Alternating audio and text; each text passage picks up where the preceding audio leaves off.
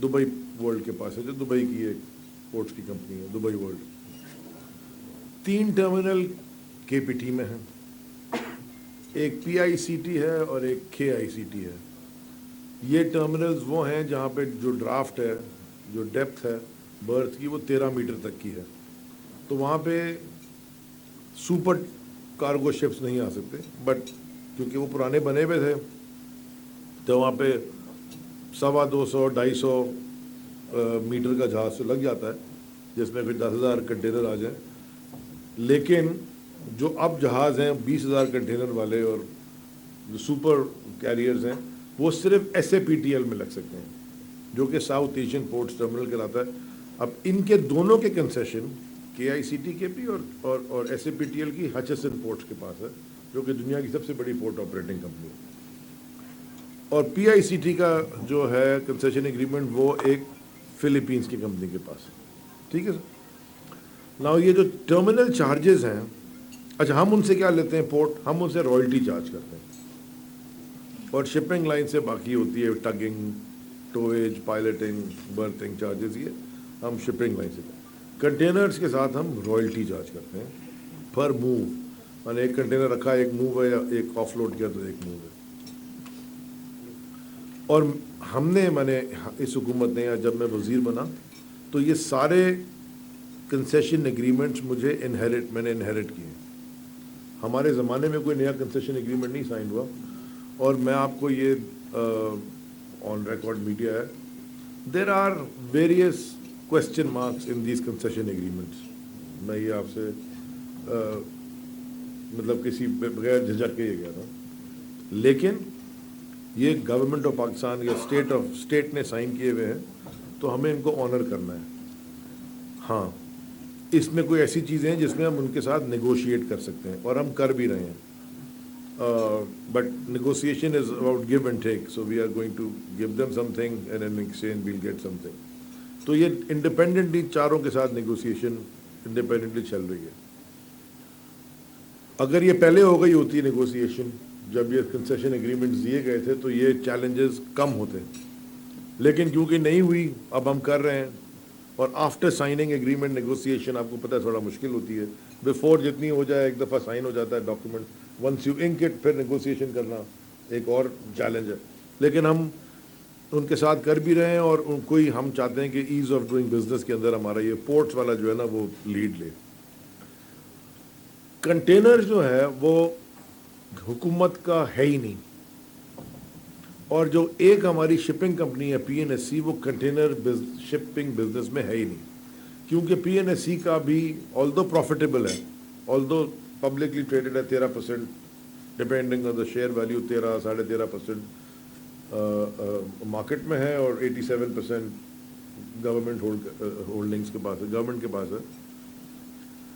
लेकिन उन्होंने कभी, PNSC ने, ये कंटेनर बिजनेस के ऊपर अपनी मार्केट की नहीं है। मार्केट करना पड़ता है ना, उनको बाहर जाके धंधा लेके आना होगा कि ये इट्स अ कमर्शियल ऑपरेशन, कि जी हमने कंटेनर का जहाज़ लिया है, तो आप इतना धंधा हमारे पास हो तो वाइबल हो जहाज़।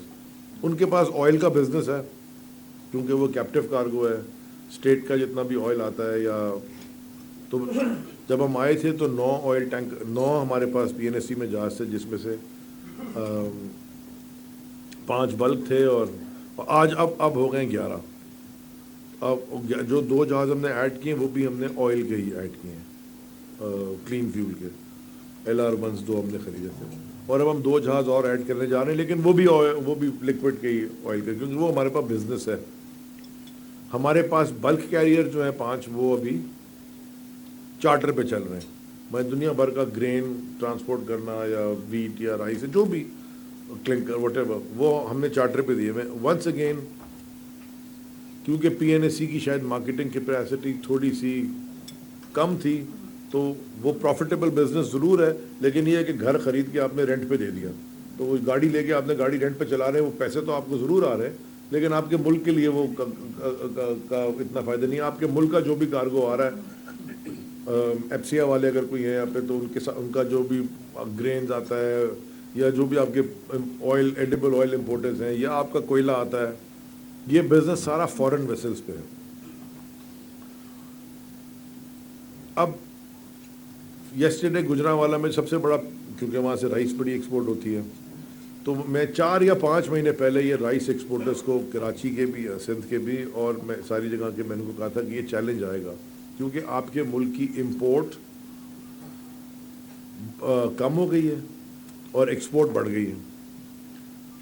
ایک زمانہ یہ تھا جب آپ کی ایکسپورٹ کم تھی اور امپورٹ زیادہ تھی، تو کنٹینر جو مرش کا یا اے پی ایل کا یا کاسکو کا یا جو بھی لائن کا آپ نے دیکھا ہوگا سائڈ میں لگا، وہ جب آتا تھا وہ خالی جا رہا تھا واپس. تو جب خالی کنٹینر جا رہا تھا تو وہ شپنگ لائن کو تو اپنا کنٹینر پلیس کرنا ہے نا، کوئی کسی نے دبئی جانا ہے یا کسی نے چائنا جانا ہے جو بھی، تو وہ جب خالی جا رہا تھا تو اس میں جو ریٹ لگتا تھا وہ ریورس بڈنگ ہوتی تھی. مطلب یہ کہ پریزیڈنٹ صاحب آپ کی ایک شپنگ لائن ہے، تو آپ نے کہا کہ میں خالی کنٹینر میرے 500 جا رہے ہیں یا 100 جا رہے ہیں تو میں $50 میں دینے کو تیار ہوں. تو وائس پریزیڈنٹ صاحب نے کہا کہ میں 40 میں دے دیتا ہوں نا، میرا بھی خالی جا رہا ہے. انہوں نے کہا کہ جی میں 30-35 میں دے دیتا ہوں، خالی جا رہا ہے، مجھے کچھ تو مل جائے. تو اس وقت جو 24 یا 26 دن کا سیلنگ ٹائم ہے فرام ہمارا چائنا سے، اس وقت $50-60 میں بھی، $70 میں بھی چائنا کنٹینر چلا جاتا تھا. اور جو 2 دن کا سیلنگ ٹائم تھا دبئی کا، اس وقت بھی $350 سے $400 تک کنٹینر تھا. حالانکہ سیلنگ ٹائم 2 دن کا ہے، کیونکہ چائنا واپس کنٹینر زیادہ جا رہے تھے اور دبئی کم جا رہے تھے. Dubai being another transshipment hub, کیونکہ دبئی کے کنٹینر تو اس وقت ان کا ریٹ پھر بھی زیادہ تھا. اب ریورس ہو گیا ہے پورا فینومینا. اب امپورٹ کم ہو گئی ہے، ایکسپورٹ بڑھ گئی ہے، لیکن کنٹینر جب امپورٹ کم ہوئی تو کنٹینر بھی کم ہو گئے. تو اب جو کنٹینر ہے شپنگ لائن والا، وہ کہہ رہا ہے کہ پہلے تو بچوں تم $50 مجھے دیتے تھے نا، میرا خالی کنٹینر جا رہا تھا، اب 100 کنٹینر جا رہے ہیں اور 300 یا 200 لوگ ہیں، آدمی ہیں جن کو کنٹینر چاہیے. اب میں 500 میں دوں گا، جس نے لینا ہے لے، نہیں لینا نہیں لے.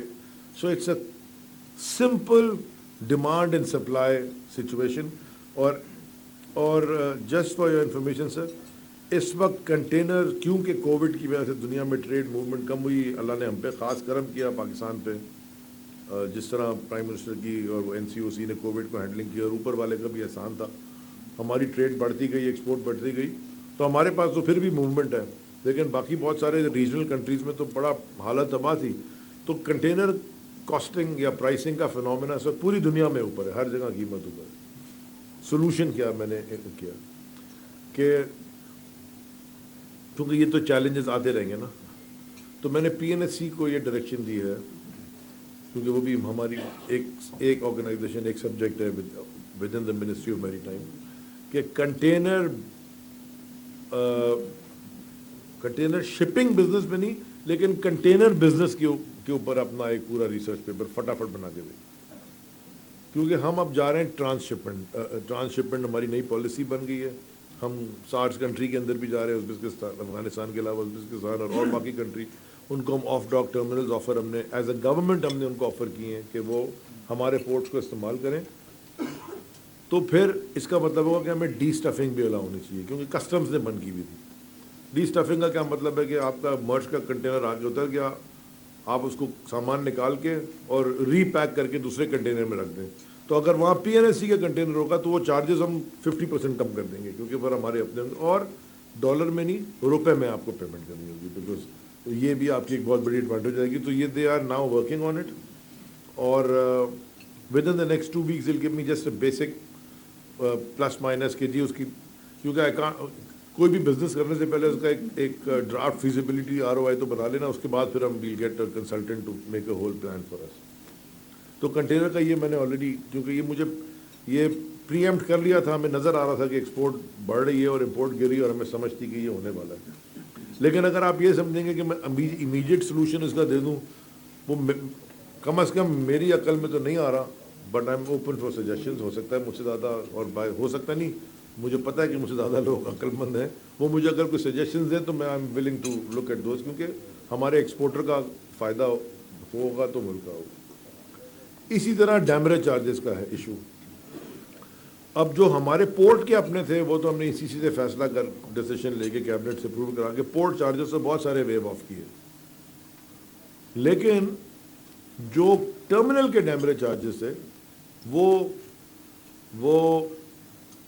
ہم نہیں کروا سکے ویو. اور دوسری جگہوں پہ بھی نہیں ہوئے، اور وہ خاص طور پہ افغان ٹرانزٹ والوں کو تو بہت مہنگا پڑا، اور کئی جگہ ایسا انہوں نے چھوڑ دیا، انہوں نے کہا جی آکشن کر دو۔ اب یہ بھی ایک المیہ ہے کہ اب کسٹمز کافی بہتر کام کر رہا ہے، لیکن بڑی لڑائی لڑنے کے بعد کسٹمز منسٹری آف میری ٹائم کے اندر نہیں ہے، ایف بی آر کے اندر یا فائنانس کے اندر، لیکن وہ 80-85 بلکہ 90% ہمارا ہی پورٹس پہ ان کا کام ہے۔ تو وہ 1971 1970 کے کنٹینر پڑے ہوئے ہیں ہمارے پورٹس میں جن کی آکشن نہیں ہوئی۔ اب ان میں کیا ہے پتہ نہیں، ہو سکتا کوئی اینٹیک چیزیں ہی نکل آئیں، وہ کھلیں گے تو آکشن ہوں گے، تو وہ اینٹیک نہیں تھی تو ہوگی، تو اب ہو سکتا ہے خراب بھی ہوں گے۔ تو ہم نے اب ان کو پش کرا کے کیونکہ وہ پورٹ کے اوپر پڑے ہوئے ہیں وہ زمانے سے، یہ ٹرمینلز بھی آپریٹرز بھی ہم کو آ کے کہتے ہیں کہ جی ہماری جگہ تو چھوڑ دینا، آپ وہ ڈیمیج کی کوئی کیلکولیشن ہی نہیں ہے۔ ایسے بہت 4-5-7 ہزار کنٹینر ایسے تھے، چھوٹے نہیں، سارے پورٹس میں پھیلے ہوئے، جو اتنے 15-15 10-10 8-8 12-12 20-20 25-25 سال سے ایجنگ اس کی ہے، پڑے ہوئے تھے پورٹ پہ۔ تو پش کرتے کرتے ہم اس کو ہم ان کی جگہ ریڈیوس کر رہے ہیں، اور ہم اب جو پہلے بھی آف ڈاک ٹرمینلز ہمارے لوکل بنے ہوئے تھے نا، وہ صحیح طرح کام کر کوئی نہیں رہے تھے۔ وہ ایک if you want me to be، اگر میں بالکل سچ بولوں، آنیسٹی سے جواب آپ کو دوں، کہ لوگوں نے زمین کنٹینر کی لی تھی اور آگے پھر اس کو اپارٹمنٹ بلڈنگ بنا دی، اور وہ لوگ اس میں سب انوالو، اوپر سے نیچے سارے انوالو تھے، اینٹی انکروچمنٹ والے وہاں دیکھ رہے تھے، پتہ چلو ہو سر اب تو بن گئی، اب تو لوگ رہ رہے ہیں، اب تو تھرڈ پارٹی انٹرسٹ کریٹ ہو گیا، اس طرح کے کیونکہ یہ پوری زمین کے پی ٹی کی ہے پورٹ کے اوپر، کراچی کی جو پوری کوسٹل بیلٹ ہے وہ 1887 کے جو کے پی ٹی ایکٹ کے جو کوآرڈینیٹس بنے تھے وہی آگے کنٹینیو کرتے گئے۔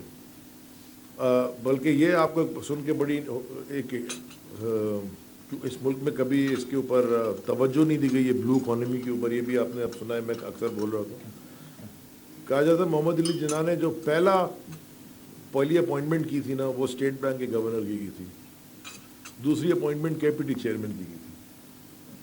اتنا امپورٹنٹ تھا پورٹ، کیونکہ کراچی پورٹ سٹی تھی، سارا یہ، لیکن وہ جتنا انفراسٹرکچر تھا اوور دا ایئرز وہ ڈپلیٹ کر گیا، جو آپ کی مارکیٹس تھیں وہ تباہ ہو گئی ہیں، جو آپ کی بلڈنگیں تھیں پرانی خوبصورت جو آپ کی کلونیل جس کو آپ مینٹین کرتے وہ پورا انفراسٹرکچر وہ سارا تباہ۔ خیر وہ تو ہو گیا نا، اب ہم نے ٹھیک کیسے کرنا ہے؟ تو یہ اب ایک پورا ہم نے پلان بنایا ہے، لا بھی بلکہ ہم نے انیکٹ کرایا ہے کہ جی یہ جو ہمارے زمینوں پہ قبضہ ہوا ہے کے پی ٹی کی ساری، یہ ایسا کس طرح خالی کرایا جائے، اور ہم نے شروع اس کے اوپر کر دی، اور فلور آف دا ہاؤس بھی میں نے اس کا ڈیٹا دیا، میں آپ کو بھیج بھی دوں گا کہ وہ ہم نے کتنا خالی کرا دیا ہے، تاکہ یہ جو پورٹ کے اوپر آپ کا کنٹینر پھنسا رہے نا، وہ آف ڈاک میں چلا جائے تو وہ بہت سستا ہے، بیکاز پورٹ کی زمین تو بہت مہنگی ہے، اس کا رینٹ سب سے دنیا میں مہنگا ہوتا ہے۔ وفاقی وزیر Ali Zaidi Lahore chamber of commerce میں موجود، یہاں ہونے والی تقریب میں اظہار خیال کر رہے تھے، بتانا ان کا